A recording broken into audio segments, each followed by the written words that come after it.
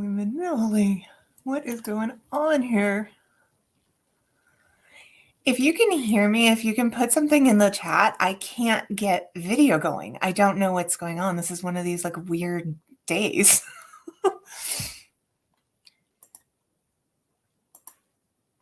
Okay, good. Good to know I can be heard. So I may drop off this live and come back on, and I'm so apologetic for this, but for some reason, this screen is not going anywhere. So I'm going to, let me try one more thing. Just give me 1 second.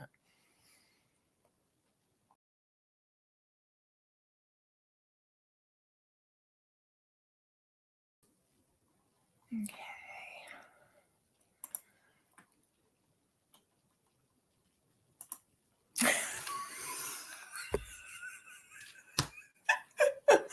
Okay. All right, this was 100% user error. So here I am 3 minutes into a live feed where I completely just, it was my bad all along. So hi everybody. Welcome to Rising Women in HR. I am definitely going to be editing this. So I think I'm going to back up a little bit and start the introduction one more time so I can make this a little bit cleaner when this actually goes on to my YouTube channel and all of that. So, okay, let's do this again. Hey, everybody. Welcome to Rising Women in HR. My name is Jen Trum, and I'm really excited to have you here. I'm excited for some new people who are joining in the series, and I'm really excited to be able to introduce our guests to you today.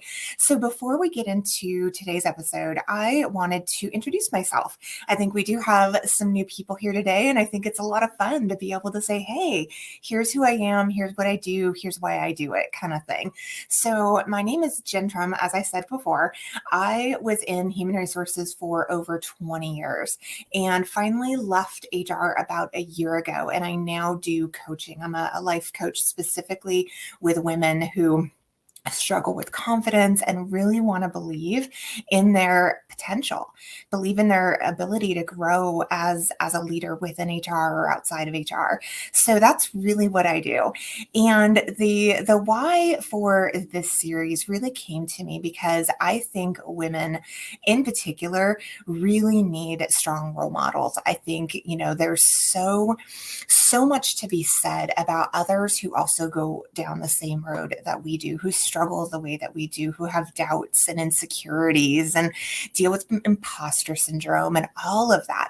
And so one of the things that I thought could be so amazing with a series like this is bringing on a woman each week who is a leader in HR and who has grown in her career, not because her confidence came to her naturally, but more because she really pushed through her comfort zone. She really did that work to get to the other side. And now her story, I hope it helps to be an inspiration to others out there and their stories as well. So that's really my reason for the series. Today's episode marks episode 11 already. So I would absolutely encourage you, if you are inspired by today's episode, if you see, these other women as somebody that you want to learn more about and see how your path might be similar or could be similar to theirs, I definitely would encourage you to go check out the other 10 episodes. I think they started a little bit rough in terms of me getting more comfortable with all of the technology and, the interview process and all of that. But I think in the last 4 or 5 episodes, especially episodes like 8, 9, and 10, it is some really, really good conversations that I have with some amazing, amazing women. So I would love for you to check it out on my YouTube, my LinkedIn, and my Facebook channels. Okay, so with that, I am not going to delay much longer here. I do need to share my screen so I can grab the video. Okay, and all right, well, let's go ahead and get started. I am incredibly excited to have Nikie Walker here with us today. Hi, Nikie, welcome, and thank you so much for being here. Thank you for having me. I'm excited. Thank you. Oh, absolutely. So, Nikki, I would love for you to just first introduce yourself personally, who you are, Sure. where you're from, a little bit about family, just all of the things and stuff. Yeah, absolutely. So my name is Nikie Walker. I am recently a graduate of University of Dayton with my doctorate in organizational leadership and development. Oh, amazing. So I have a master's in human resources from this little college called Sullivan University in Louisville, Kentucky. And then I have a bachelor's degree in psychology from the University of Louisville. I've kind of, in addition to working full time at a family optometric practice, I grew up in optometry, Hmm. and uh, my sister took over for my father when he retired. And so um, you know, optometry's in my bones, right? Yeah. So I, as I've gone through school and utilized skills and gained more knowledge, I've just grown as a practitioner and a person, and so I just recently launched my own consulting firm, HR consulting firm specifically for optometrists. Oh, Um, wow. I've So been able, cool. yeah, it's really cool. I'm really excited. There's not really anything in the industry for optometrists specifically. I tell a couple people reached out to me that their children are interested in optometry, and they're like, "You give me a piece of advice." And I said, and my husband's a physician. My sister went through optometry school. Her husband, everything. And so they teach you. Schools are excellent at teaching you how to be a practitioner.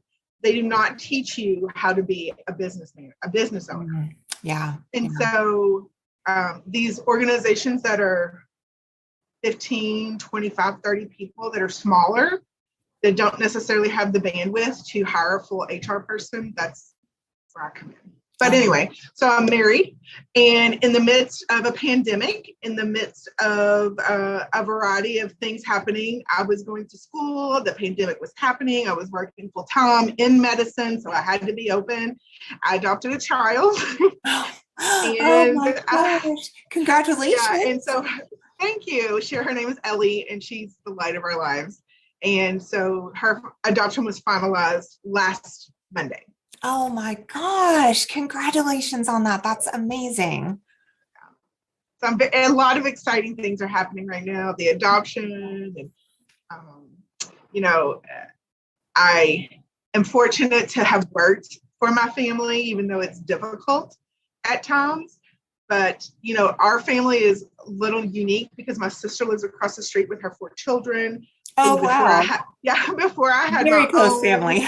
yeah, before I had my own, they were, they still are our children. We call them our kids. And my parents live one house down, so it's it's all in the family. Yeah. Wow, that's amazing.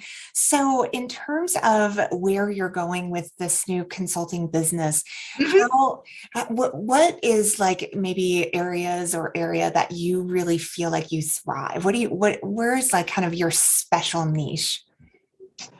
um, my special niche is knowing that small to medium sized optometric practices do not have necessarily the knowledge, the staff, the time, the bandwidth, the monetary bandwidth to get things in order for their employees. Yeah. I understand that. My sister and my brother-in-law were fortunate to have me as an employee.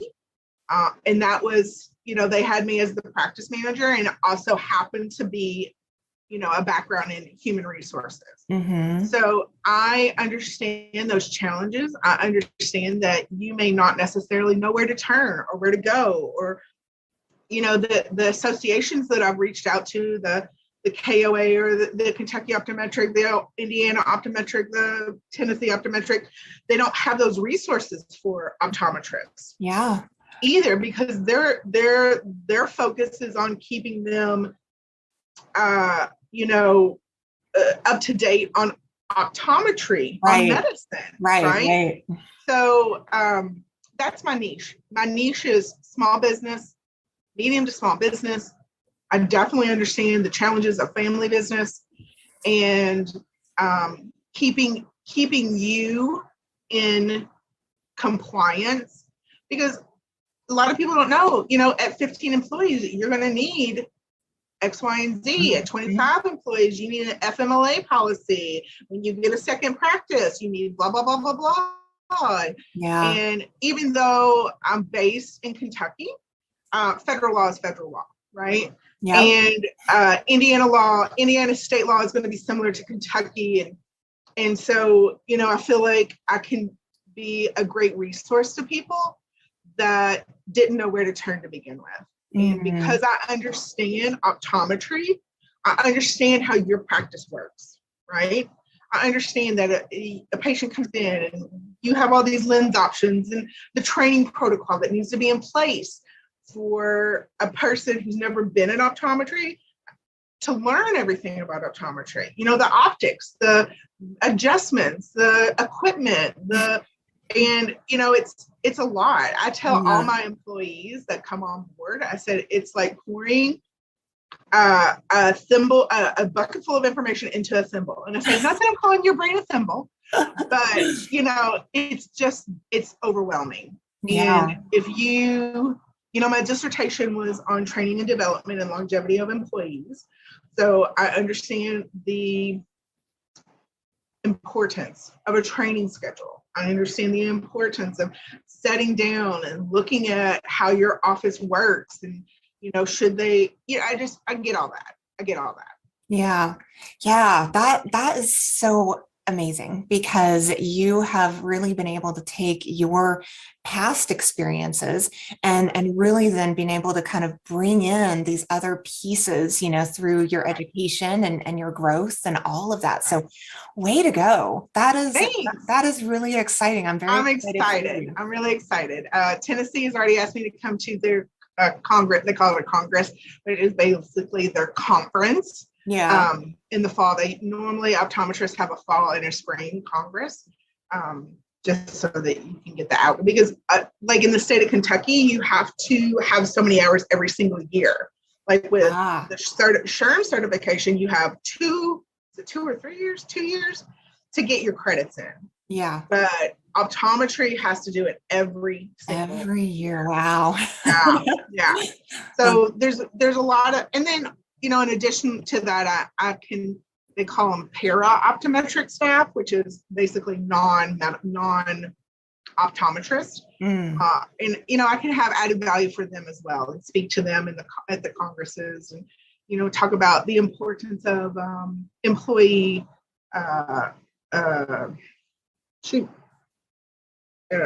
reviews. Why you need an employee review. Why is that important? Yeah. Yeah. So stuff like it. I love it. I love it. Yeah. Yeah. Oh, I can tell. Yeah. It's awesome.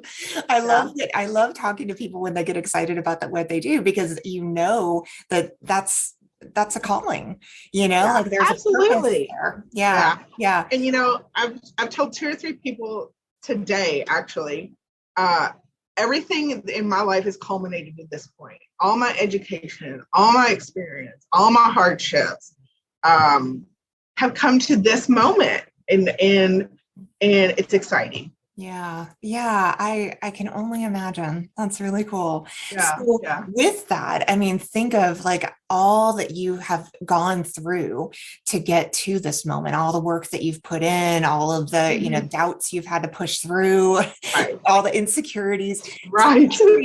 Talk to me a little bit about what were some of the kind of the internal, that mind drama type of things that you really had to work through in order to get to where you are today. That is an excellent question. And I feel like a lot of people, particularly women, go through this imposter syndrome, right? And whenever I first started in HR, it was a company of 100 employees. They had never had an HR department before. They didn't really know what to do with me because I had graduated with my bachelors, and they're like, we like this girl, we want to keep her, but what are we going to do with her, right? So let's throw her in HR. Who cares? you're in HR, right? You're the HR department now. So I decided when I got into that position that if I was going to be successful, I needed to obtain some education. And so that's why I decided to get my master's in human resources leadership. Yeah. Now, I started out as a telephone operator at this organization. And I was there for 13 years. I went from telephone operator to telephone coordinator to X, Y, and Z, right? I'm working my way up the chain. But it was a difficult transition because A, I didn't know anything, and people knew I didn't know anything. B, I was learning, but the legitimacy of my learning had not been proven yet. And so, and everybody in the organization had a different view of what an HR department should be. That's not helpful. No, it was awful. So the executive director said, you can't write anybody up. You're not allowed to write anybody up. And then I went and someone said, you need to discipline this person. And, my person said, I want you to talk to this manager and discuss her behavior. So I did that. And afterwards she said, you were too soft on her. Okay. And then, the executive director wanted to put like $3,000 extra in her HSA than she was allowed. And I'm like, you can't do that. And she was not happy with me. And the billing manager decided that I was an idiot. And the nursing director wanted to get rid of, it was a calamity of events. Oh gosh. From the moment it started. So I worked through that. I went through school, and I was during the downturn, and I got let go. The organization became a conglomerate of many different smaller organizations, and they're like, we don't need you. They didn't like to listen to me anyway. So that sounds like the best thing that's ever happened to you, if you ask me. Oh my God, it was. So I kind of licked my wounds. And moved back to my small hometown with what I thought was my tail between my legs. And so I just, I kind of rebuilt myself, right? Sometimes you have to step away from what's going on. And, I came from a stock of parents that are like, you put your time in, you do your work, and you get your gold watch at the end of your 50 years, and you ride into the sunset, right? Yeah, right. People don't do that now. Yeah. And they shouldn't have to. Right. If you are in an environment that is mentally toxic. Yeah. Right. You do not have to stay. You have options in this world. Yeah. And that is the biggest lesson that I learned from that job. I have options, right? I don't have to stay in an organization that is physically and mentally and emotionally making me unhappy. Yeah. Well, and honestly, Nikie, I mean, over that long of period of time with that much, kind of chaos, I can only imagine that's going to chip at confidence. It's going to chip at our sense of security and safety. It's going to, all of that, I think really, really is so important to recognize and to talk about, and know that when we're choosing to remain in a situation that is toxic and is not healthy for us, it actually is harming us. Not only mentally but physically. Your adrenal glands fire off all the time because you're in a flight or fight all the time. Right. Am I going to get fired today? Is this going to cause someone to yell at me? Am I going to get written up today? It is your physical health, your mental health is way more important than a job that is making you sick. Yeah. I wasn't a good friend. To be honest with you, I drank a lot more to kind of navigate that anxiety. Mm-hmm. And it was a big lesson learned, right?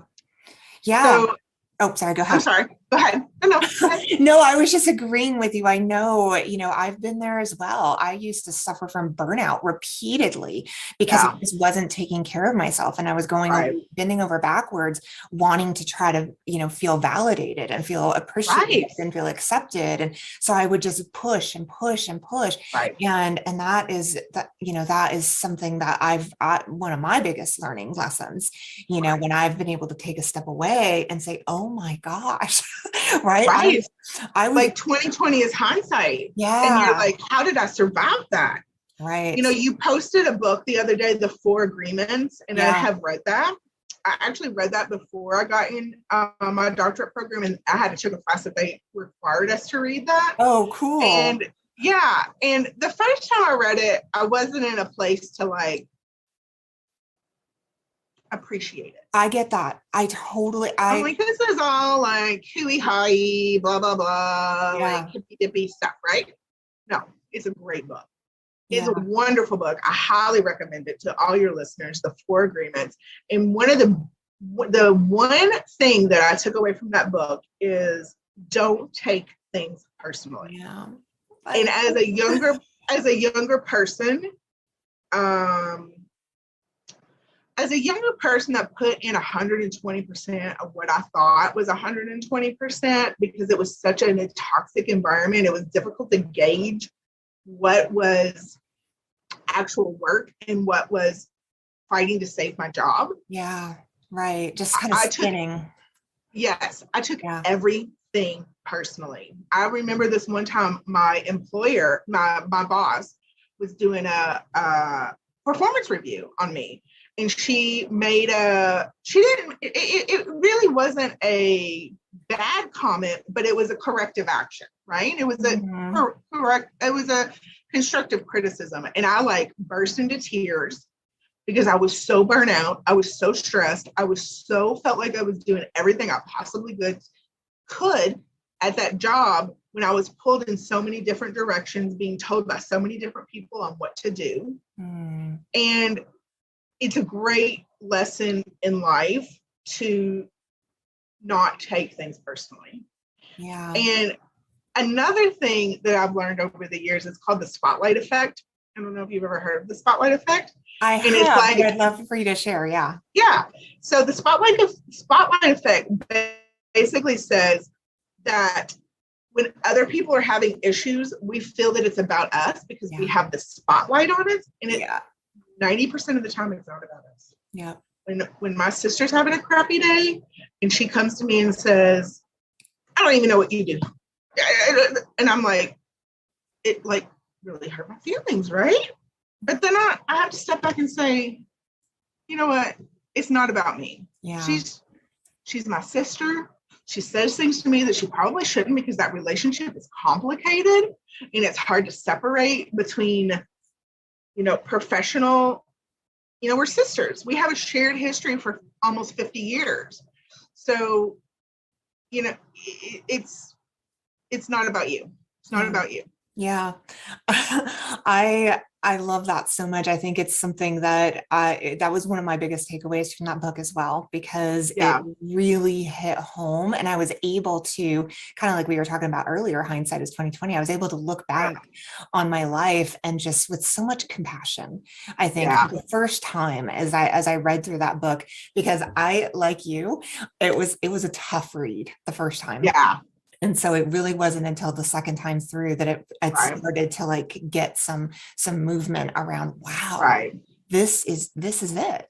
We start showing up and living our lives this way, doors will open. Right. and Right. and I think that has been just what I have found as I've started kind of living my life based on the four agreements as best as I can. I'm not perfect. Right. No, of course not. And I think you made an excellent point just now. You said you looked back at your life with compassion. Yeah. Oftentimes we are so hard on ourselves. I know. I don't give ourselves enough grace. We don't give ourselves the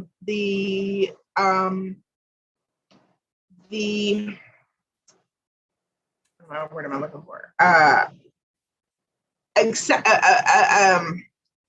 Permission. We don't give ourselves permission to make a mistake. Right. And I think part of that is who's around us, and they're doing the same thing. Yeah. They have so many employees in front of them, watching them all the time, that they don't allow themselves to make a mistake. And so that reflects on me as a middle management, that I have to, but I tell my employees all the time. I tell them all the time. I was like, I make mistakes all the time. I get fussed at all the time. I get mistakes made at all the time. It is okay. I don't, 20 years ago, it would have ruined my weekend. I made a mistake. It ruined my weekend. I don't know. And now I'm just like, you know what? We all make mistakes. Yeah. We all make mistakes. My sister makes mistakes. My brother-in-law makes mistakes. I don't like people to see that. And that's okay. That's their trauma. Hold it tight. That's their trauma response. Yeah.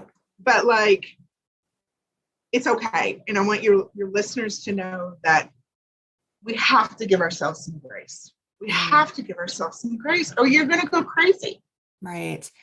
Right. And I thank you for that. That is so, so important and so powerful, really, to recognize that, I think it's human nature. I think the natural instinct when we see that we've made a mistake or that we've failed in some way is to immediately start to judge it and start to, kind of become critical of it. And so it takes a lot of practice actually to kind of put that away more consciously. How have you really found yourself being able to kind of, because that can be tough, right? Someone comes at you with a negative attitude and you have to allow it. And then you have to make sure it doesn't infiltrate. Right. So talk a little bit about how you do that. Yeah. So a dear friend of mine and colleague, she was my boss and then she became my colleague, told me this quote. And I think Cher is the first person that said it. And she said, Cher's a really smart person. She's a really smart business person. But she said, if it doesn't matter in 5 years, it's not going to matter. Oh. And I try to replay that in my head over and over and over. Does it matter in 5 years that the furniture is not clean and the doctors are upset that it looks bad? No, the furniture's not going to even be there in 5 years. Nobody's going to remember that incident in 5 years, right? Right. And so I really try to replay that in my head over and over and over. Yeah. And it helps. It helps. If it doesn't matter in fact, and sometimes you can even shorten it. If it doesn't matter in a year, who cares? If it doesn't matter in 6 months, who cares? The world cycles so quickly in 30 seconds, it's not going to matter. Yeah. And definitely in 5 years, it's not going to matter. Absolutely. So, it took a lot of years of practice and I think, back to your previous statement of, allowing ourselves to make mistakes and allowing that, giving ourselves permission is hard. Mm-hmm. And I think people in HR, and particularly women, because it's a women-dominated industry, if you make a mistake on a form, you make a mistake and don't get someone their COBRA, that's a problem, right? Right.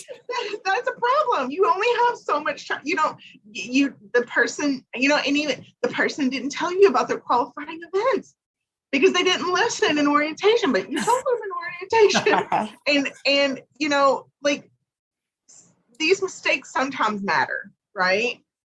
And so in HR can be it can be very precise and it can be very broad. Mm-hmm. And so I feel like women in HR tend to get caught up in that because sometimes it does matter, but you have to learn how to balance that. And if you're new to HR or you're burnt out in HR or you've been in it for 50 years, you obviously have some survival skills if you've been in it that long. And you have to learn how to brush some of this stuff off, Right. And dealing with people is tough. People are tough. And you have to learn how to let it marinate and then throw it out with the garbage. Yeah, no, for sure. I really appreciate that because it's a process really of Right, just learning about ourselves enough to right, know that it's not personal and that right, we can allow for it. But yeah, for those who are unpracticed or don't really kind of w- work on that, then it can feel like kind of out of this world, like a right, whole nother right. thing. Like a total, yeah, like the world's gonna end. Yeah, It's over. It's right. over. Right, exactly, exactly. So yeah, taking that step back and really separating, whatever emotions that we might be having Yeah, from just all the right. chatter and the thoughts, I think Yes. is what I've found just to be so massively helpful. Yeah. Yeah. And you know what? It's okay to look at Facebook on your phone sometimes. I'm sorry. You need a break. Like you had someone come into your office and like totally not be happy and they leave and you're like, you know what? I just need to separate myself from this Yeah. world for a moment and take a break, right? Like Yeah. shut your door, go to your car. I got to go to the bathroom. I got to powder my nose, whatever you have to do to like separate from that moment Yeah. Reset. and reset. Yeah, Right. exactly, exactly. Well, Nikki, I have one final question to Sure. ask. So my last question is if I am a woman who is watching this now and seeing how far you've come and where you're at and where you're going, and I'm Yeah. inspired by you, what advice would you give to me? And, you know, I went and it took me a long time to get confident in this realm, right? And I felt like I had to constantly go back to school. Like that's my security blanket. And school isn't for everybody. I get that. I like school. I like learning. I like the structure. I like the busy. I like the pressure. I like it. So now that I've gotten through school and I feel confident in myself and what I'm doing, um, you have to find what is your kind of security blanket. If you feel like, and so after I graduated with my doctorate, I'm like, law school sounds a lot of fun. I don't think I'm going to go to law school. And my friends are like, you just adopted a baby. You need to like cool your jets for a minute. Yeah, just breathe. I do. Right. Just breathe for a second. So I saw this. So you have to find your space that makes you comfortable. And that can take a while. Yeah. It took me a while. I'm a late bloomer. I've always wanted to start a podcast called The Late Bloomer. Because it took me 10 years to get my undergrad, and then I got my master's, and then I did a lot of things, and then I went back to school and got my doctorate, and I didn't adopt a baby until I didn't get married until I was 42. I didn't have a baby until I was 48. So like, I'm the late bloomer, right? And so I saw this podcast, not a podcast, it's a TED Talk.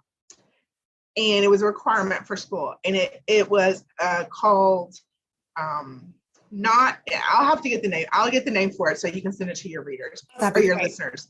But it basically said, don't fake it till you make it. You don't say that. You fake it until you believe it. Oh, so it was yes. about this. Yeah, it was about this. The speaker was discussing her life story and about how she went to Harvard Business School. And she gets in that classroom. She's like, I don't belong here. Like, I don't belong here. What am I doing here? I'm going to sit in the corner. I'm going to listen and I'm not going to say a word. And her professor came to her and said, listen, you've got to talk. It's half of your grade. You have to participate. She's like, what am I going to do? What am I going to do? And the professor said, you fake it until you believe it. And so she became this world-renowned speaker who now teaches for Harvard Business School or something so cool. Like that. And she had a student come into her with the exact same scenario. She said, I don't believe here. I belong here. And she said, you do belong here. Yeah. So I want everybody to remember you do belong at the table. You belong here. You belong. You belong. And you fake it until you believe it. And if it's not where you're supposed to be, You keep moving until you find the place that you feel comfortable. Yeah. Now, are you always going to have comfortable? Is it always going to feel comfortable? Or there not going to be, uncomfortable situations? Of course not. We all have that. I feel very confident about what I'm doing, but am I going to run into an optometrist that's going to be like, you are a PhD, you're not an OD? Like, not that doctors don't act like that, right? And I don't want to listen to you. You don't. So, but generally, I have a seat at this table. I'm allowed to be here. I have worked my tail off, and all of you have too. And when you put in the time, you put in the effort, you put in educating yourself, you belong there. And just remember that. Yeah. And it's almost like a miracle what happens when like you said, fake it until you believe it. Like Yeah. when you get to that point where you finally really start to believe in yourself, it's like a light bulb goes off Yeah. because it will happen. You just can't give up on yourself. You have to continue to move forward and because show I've up. had people doubt me my whole life. Yeah. Like, and I credit a lot to my husband for that support. And not everybody has that support, but you will find that. You will find that. Your life, generally speaking, people are good. Generally speaking, life is good. And not every, I read this, I have this little thing on my phone, and it talks about how life is hard and life is beautiful and things go your way and they don't go your way. And in the meantime, in the downtime, you like do the mundane, and in the high times you like celebrate, and in the low times you breathe, and all of it together makes your life. And so I'll send that to you too. Yeah. Well, it reminds me of like the Facts of Life, right? Like, do you remember that show? You take the good, you take the bad. Yeah, exactly. I've just learned the good times don't last. Yep. There's bad times are cyclical. Yeah. Bad times and good times are cyclical. They won't be there forever. The good times won't be there forever. This moment in time with my child, when she's 4 months old and is babbling and talking and loving and caring, she's gonna be 13 one day, right? Yeah. And she's gonna be like, Mom, why did you wait to have me or adopt me until you were old? And I'm gonna have to like navigate that, right? But that won't last either. Exactly. So your life will it gets better. It gets better. You just gotta push through. It gets better, I promise. Oh, that is a perfect moment to end on. So, Nikie, thank you so much for being You're here. welcome. This conversation has truly been just so delightful. I agree. You are a wonderful interviewer, and I had a great time, and I appreciate it so much. All right. Well, thank you. And I can give you my contact information if anybody wants to reach out to me. Yes, or definitely share. Mentorship or a question, anything. I'm happy to pass on my pearls of wisdom. Absolutely. Yes. Definitely share that with me, and then I will make sure to put them in the notes for the I'd love to. For the series. All right. Well, signing off. Bye now. Bye. Oh my gosh. I feel like every single interview by the end of it, I almost feel like I need to pinch myself. I'm like, wow, you know what? Like these conversations matter. These conversations around how we can take better care of ourselves and really putting out these words of wisdom. I mean, I wrote down so many things that Nikie shared that were, for me, things that I felt like were good takeaways. So I wanted to go over a few of those before we wrap up today and really kind of hit home what I feel like her message is, because, look at someone who has come so far and is still yet so humbled, so grounded around what really matters in this life. And sometimes that journey can be a long one, and it can be a bumpy one. And here is just an amazing person who has just never given up on herself. She's chosen to go into this, this industry of working with optometrists and, really putting herself out there in a niche that I think is so needed and so incredibly, I think, helpful for so many organizations and small business owners. And then, to be taking on the challenge of, adoption and, bringing somebody, raising this new person, I found it to be just so inspirational. I'm 48 as well. And I'm like, I remember when we were first doing the interview the first time, I was like, oh, hell no. Not just no, but hell no. But I have older kids. I have a 22-year-old. I have a 14-year-old who's driving me crazy. So I think I'm good. But I really applaud what you're doing, Nikie. I applaud how you show up in this world. I know you and I have had some really great conversations on that. So what are some of the takeaways that came up for me?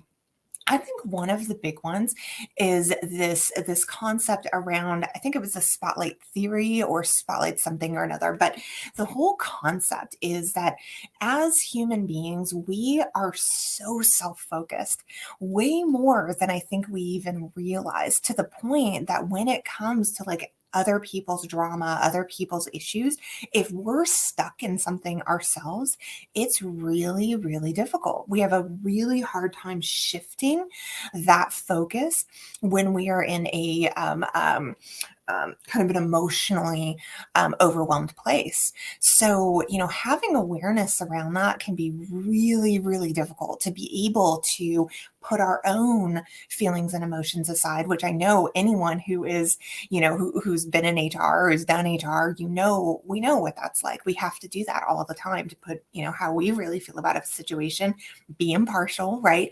But this is like a whole next level, right? Because what this is talking about is kind of the deeper part of struggling to let go, especially to those that we care about and love the most. So having awareness around, our tendency to focus on our own stuff and be able to switch that out is a real superpower. So I think that's really, really cool that she brought that up. And I think it's, great that it is something that she continues to work on, because it's definitely something I continue to work on as well. The other thing that she said, which I loved, is like, is it really going to matter in 1 to 5 years? Like all the drama, all the stress, all the worry, all of it, right? Is it going to really matter? I say that to myself quite often when I start getting, worried or stressed about, clients and building, my business. And, I'll start to like kind of get into this mind drama around, somebody who may have rejected me, for example. And it don't matter. It doesn't matter. Like the feedback that you get from one individual is not anything that we need to make it mean this whole drawn out story, right? We can allow for whatever feedback that we hear. We can allow for whatever is in front of us, and then we can move on. We can push through. We can not allow it to continue to just keep us kind of sucked into it. And that's pretty amazing to have that skill. And it's definitely a skill that I can tell that Nikki's worked a lot on. I've worked a lot on, and through coaching, I think that's something that really comes out when you can start to realize how easily it can be to just let it be. Just let it be. And that's so powerful. Okay, the next one, fake it till you believe it. Like I've heard fake it until you make it so much, but one of the things I loved when she said fake it till you believe it is really this mind shift that comes from looking at our lives through the lens of the destination, right? So fake it till you make it, that destination, versus looking at our lives through the mindset of the journey. Right? Looking at our lives through the mindset of it's a process. Believing in ourselves, believing in myself, it's been a process. It's not something that I can just wake up one morning and go, oh, I believe in myself. I believe I am like the best. You have to like work at it. And that is the journey. When I finally really realized that, it shifted so much for me, because fake it until you believe it is not a big deal.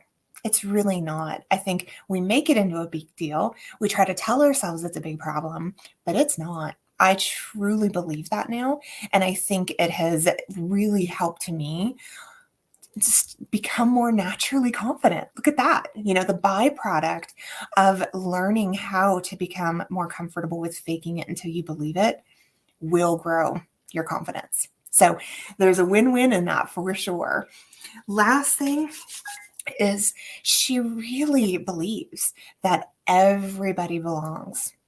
Everyone deserves a seat at the table. So, whatever it is that you deeply desire for yourself, that you're struggling to yet believe in yourself, you want to eventually be that executive VP, you want to eventually grow and be a small business owner, whatever that is. Nikie's message is exactly right on. And I believe in what she's saying is that you belong. You want to be there? You just got to start taking some steps. You just got to start faking it until you believe it, because you can and you will if you don't give up on yourself. Oh my gosh. Wonderful, wonderful, wonderful interview. Great conversation. Episode number 11 is now in the wraps. So really quick, a couple of things. I would love an opportunity. I've got just multiple different things that I am working on right now. I've got a retreat, if you haven't heard about it. I do one-on-one coaching, and I have a cohort coming up very soon of my Alive to Thrive program. So what I'd love to be able to do, if you are unfamiliar with me as a coach, if you're curious, you want to learn a little bit more about what I do, I would love to also learn more about what my community does and just get to know them better, get to know how I can best serve others as a coach, even if it's not working with you. So I would love the opportunity to set up a 30-minute discovery call with you. So I will go ahead and put a link in the comments to where you can jump on my calendar. And yeah, I think it'd just be great to get to know you better and see how I can best serve you. All right. Well, thank you so much. Happy Thursday, everybody. Hope you have an incredible day and a weekend coming up. So bye now.